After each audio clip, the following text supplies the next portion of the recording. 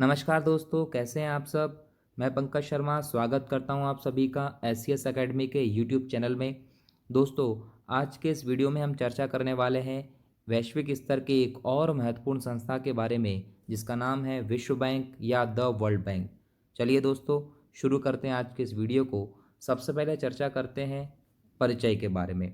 दोस्तों, विश्व बैंक समूह का हिस्सा है। विश्व बैंक समूह की 5 शाखाएं हैं, जिनमें से 2 शाखाएं आईबीआरडी और आईडीए को मिलाकर बनता है विश्व बैंक। आईबीआरडी का मतलब है international bank for reconstruction and development और आईडीए का मतलब है इंटरनेशनल डेवलपमेंट एसोसिएशन। इन दोनों को मिलाकर ही विश्व बैंक बनता है। विश्व बैंक की स्थापना जुलाई 1944 में अमेरिका में हुए ब्रेटन वुड्स सम्मेलन के दौरान ही हुई थी और इसके साथ आईएमएफ और गैट नामक संस्थाओं की स्थापना भी की गई थी। इसके स्थापना का मुख्य उद्देश्य था सेकेंड वर्ल्ड वॉर के बाद जर्जर हुई अर्थव्यवस्थाओं को पुनः निर्मित करना।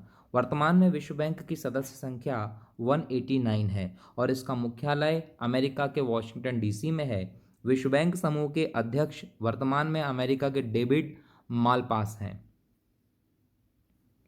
यदि बात करते हैं विश्व बैंक की सदस्यता की, तो कोई भी देश यदि आईएमएफ का सदस्य होता है तो वह स्वतः ही विश्व बैंक का सदस्य भी बन जाता है, और यदि वह आईएमएफ की सदस्यता छोड़ता है तो विश्व बैंक की सदस्यता भी उसकी समाप्त हो जाती है। किंतु किसी विशेष परिस्थिति में यदि 75% 75% सदस्य चाहे तो कोई देश आईएमएफ की सदस्यता त्यागने के बाद भी विश्व बैंक का सदस्य बना रह सकता है। जो देश विश्व बैंक की स्थापना के पूर्व विश्व बैंक के सदस्य बने थे उन्हें उनका मौलिक सदस्य कहते हैं, जबकि जो बाद में सदस्य बने थे उन्हें सामान्य सदस्य कहते हैं। और यदि भारत की बात करते हैं तो भारत विश्व बैंक का मौलिक सदस्य की सूची में शामिल है, क्योंकि 1944 में जब ब्रिटेन वुड्स सम्मेलन हुआ था तो उसमें भारत भी शामिल था और भारत विश्व बैंक का आईएमएफ का एक संस्थापक सदस्य देश है। अतः भारत इनका मौलिक सदस्य देशों की सूची में शामिल है। बात करते हैं विश्व बैंक की शाखाओं की। विश्व बैंक की 5 प्रमुख शाखाएं हैं, जिसमें से प्रथम शाखा है अंतर्राष्ट्रीय विकास एवं पुनर्निर्माण बैंक, अर्थात international bank for reconstruction and development. दोस्तों, डब्ल्यूबी की या विश्व बैंक की सबसे पुरानी शाखा है यह, जिसने 1945 से भी कार्य प्रारंभ कर दिया था। 1945 से इसने अपना कार्य प्रारंभ कर दिया था। प्रारंभ में यह सेकंड वर्ल्ड वॉर के बाद जर्जर हुई विभिन्न अर्थव्यवस्थाओं को ऋण देता था उन ताकि वे अपनों को पुनर्निर्माण कर सकें, लेकिन कालांतर में इसने मानव संसाधन विकास के लिए ऋण देना प्रारंभ किया, अर्थात यह शिक्षा के लिए, कृषि के लिए, परिवहन विकास के लिए आदि के लिए ऋण देने लगा। और इसके ऋण देने की जो ब्याज दर है वो 2% वार्षिक है। यह 20 वर्ष की अवधि के लिए ऋण प्रदान करता है। दूसरी शाखा है अंतर्राष्ट्रीय विकास संघ, अर्थात इंटरनेशनल डेवलपमेंट एसोसिएशन। यह संस्था विकास प्रक्रिया को पूर्ण करने के लिए लोन देती है। किसी भी देश में विकास प्रक्रिया को पूर्ण करने का तात्पर्य हम बोल सकते हैं कि वहाँ का आधारभूत ढांचा, जैसे सड़क हो, रेल हो, बांध हो आदि विभिन्न परियोजनाओं के लिए ऋण प्रदान करता है। और ऋण देने की अवधि होती है 35 वर्ष की, बहुत लंबी दीर्घ अवधि है। और इसकी सबसे अच्छी विशेषता है कि ऋणों का जो पुनर्भुगतान का प्रारंभ होता है, या आप इसको बोल सकते हैं किस्त प्रारंभ होती है इसकी 10 वर्ष के बाद। आप जिस तारीख से ऋण लेंगे उसके 10 वर्ष बाद से ही इसके ऋण देने की जो चुकाने की जो तिथि है वो शुरू होती है। इसलिए इसको विश्व बैंक की उदार खिड़की भी कहा जाता है। दोस्तों, तीसरी शाखा है बहुपक्षीय निवेश guarantee agency, multilateral investment guarantee agency. दोस्तों, यह निवेश को, विदेशी निवेश को प्रोत्साहन करने का कार्य करती है। यह निवेश सुरक्षा प्रदान करती है। किसी भी विदेशी कंपनी को या संस्थाओं को किसी दूसरे देश में, कमजोर देश में निवेश करने के प्रोत्साहन के लिए उनको जोखिम के लिए बीमा व्यवस्था प्रदान करती है, निवेश की सुरक्षा प्रदान करती है। और इस निवेश में जो ऋण दिया जाता है उसकी गारंटी सरकार की होती है। यदि वो कंपनी या संबंधित क्षेत्र लोन नहीं ऋण वापस कर पाता है तो उस देश की सरकार जो होगी वो उसको चुकाएगी। तो इस प्रकार से बीमे या सुरक्षा देने का काम करती है, और इस सुरक्षा के कारण ही कोई देश किसी परियोजना में या किसी देश में निवेश करने के लिए तैयार हो जाता है। चौथी शाखा है अंतर्राष्ट्रीय वित्त निगम, इंटरनेशनल फाइनेंस कॉरपोरेशन। यह निजी संस्थाओं को या कंपनियों को ऋण देने का काम करती है और इसके ऋण वाणिज्यिक ब्याज दर पर होते हैं। मतलब किसी भी देश की जो निजी कंपनी या निजी संस्थाएं होती हैं, जैसे 1950 में टाटा समूह को मिला था, ऐसे ही विश्व बैंक निजी क्षेत्रों को ऋण देने का काम करती है, यह वाली शाखा। इसलिए इसे विश्व बैंक की निजी शाखा भी कहते हैं। और पांचवी और अंतिम शाखा है अंतर्राष्ट्रीय निवेश विवाद निपटारा केंद्र। यदि निवेश से संबंधित कोई भी विवाद होता है तो वह यह संस्था उसको निपटाने का कार्य करती है। भारत इस संस्था का सदस्य नहीं है।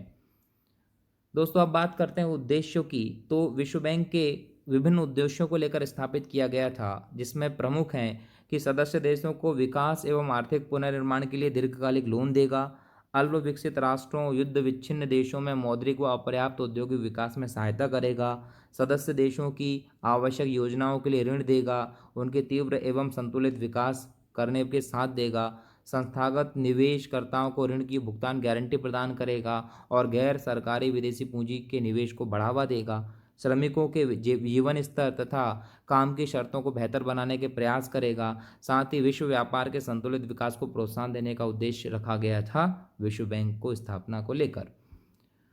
विश्व बैंक के कार्य निम्नलिखित हैं। मानव संसाधन विकास हेतु दीर्घकालिक पूंजी उपलब्ध कराता है, जैसे कृषि, शिक्षा, उद्योग आदि के विकास के लिए। ऋणों के अलावा तकनीकी सहायता भी उपलब्ध करवाता है और इस हेतु वॉशिंगटन में इकोनॉमिक डेवलपमेंट एसोसिएशन या इंस्टीट्यूट की स्थापना भी की थी। इकोनॉमिक डेवलपमेंट इंस्टीट्यूट जो है वह प्रबंधन के लिए, स्वास्थ्य के लिए, परिवार नियोजन आदि के लिए तकनीकी भी उपलब्ध कराने का काम करता है। दोस्तों प्रारंभ में जो विश्व बैंक लोन देते समय केवल हार्डवेयर परियोजनाओं पर ही बल देता था। मतलब इसकी जो प्रमुख क्षेत्र होते थे वो हार्डवेयर परियोजना होती थी, और हार्डवेयर क्षेत्र का मतलब था कि बांधों पर, सड़कों आदि के लिए लोन में प्रमुखता देता था। लेकिन बाद में इसने सॉफ्टवेयर परियोजनाओं के लिए भी लोन देना प्रारंभ किया, अर्थात शिक्षा के लिए आदि क्षेत्रों के लिए, शहरीकरण के लिए भी इसने लोन देना प्रारंभ कर दिया, ताकि मानव संसाधन और जीवन और अधिक सुदृढ़ हो सके। विशिष्ट योजनाओं, उद्योगों, वित्तीय समस्याओं के संबंध में विभिन्न राष्ट्रों को सुझाव देने का काम भी करता है विश्व बैंक। दोस्तों अब बात करते हैं विश्व बैंक की समस्याओं को लेकर, या इसकी आलोचनाएं किन बिंदुओं के आधार पर की जाती हैं, तो उनकी बात करते हैं। इसकी आलोचना का सबसे बड़ा बिंदु है कि विश्व बैंक में अधिकतर शक्तिशाली देशों का दबदबा है, अर्थात इसके 50% से भी ज़्यादा मताधिकार पर शक्तिशाली देशों का ही कब्जा है। ऐसे में वो अपनी मनमानी करते हैं। उन देशों को ऋण आसानी से मिल जाता है, गरीब और पिछड़े देशों को ऋण आसानी से नहीं मिलता है। दूसरी आलोचना की जाती है इसकी ऋण देने की नीति को लेकर, कि विश्व बैंक की ऋण देने की नीति औचित्यपूर्ण नहीं लगती, क्योंकि विश्व बैंक जब भी ऋण देता है तो ऋण देने से पहले देशों की भुगतान क्षमता पर ज़्यादा बल देता है, कि पहले ध्यान देता है, देखता है कि भाई इस देश की भुगतान भुगतान क्षमता कितनी है, उसके बाद उस हिसाब से ऋण प्रदान करता है। तीसरी आलोचना की जाती है कि विश्व बैंक केवल उन्हीं देशों को ऋण देता है जो उसके सदस्य हैं, और विश्व बैंक का सदस्य बनने के लिए आपको आईएमएफ का सदस्य होना पड़ेगा। ऐसे में कुछ देशों के साथ ऋण के संबंध में पक्षपात हो जाता है। ऋण देने के बदले विश्व बैंक कई शर्तें और सुझाव भी थोप देता है। यह इसकी सबसे बड़ी आलोचना है कि जब भी ऋण देता है विश्व बैंक किसी को, तो उसको कुछ शर्तें और सुझाव थोपने का प्रयत्न भी करता है, और ऐसे में उस संबंधित देश की संप्रभुता में कहीं ना कहीं हस्तक्षेप होता है। दोस्तों 2030 तक विश्व बैंक ने 2 लक्ष्य निर्धारित किए हैं। एक लक्ष्य है कि ऐसे व्यक्ति जो प्रतिदिन $1.90 से भी कम पर जीवन निर्वाह कर रहे हैं, उनकी संख्या को कम करना। ऐसे लोग अत्यंत गरीबी के अंतर्गत आते हैं, तो अत्यंत गरीबी के स्तर को 2030 तक कम करके 3% तक करना है। याद रखना है दोस्तों, 2030 तक 3% तक लाना है अत्यंत गरीबी के स्तर को। और दूसरा लक्ष्य है कि किसी भी देश के ऐसे लोग जो नीचे के 40% लोगों में शामिल हैं, निर्धन लोग हैं, उनकी आय में वृद्धि करना इसका लक्ष्य है। यह लक्ष्य 2013 में निर्धारित किया गया था, जिसको प्राप्त करने के लिए विश्व बैंक अग्रसर है। विश्व बैंक द्वारा यदि जारी की जाने वाली रिपोर्टों की बात करें तो विश्व बैंक निम्नलिखित रिपोर्ट जारी करता है: world development report, ease of doing business report, ease of living index, global economics prospectus, world logistic performance index. यह सभी रिपोर्ट्स प्रतिवर्ष विश्व बैंक के द्वारा जारी की जाती हैं। दोस्तों आशा करता हूँ कि आज का इस वीडियो में आपको बहुत कुछ समझ में आया होगा। धन्यवाद। जय हिंद, जय भारत।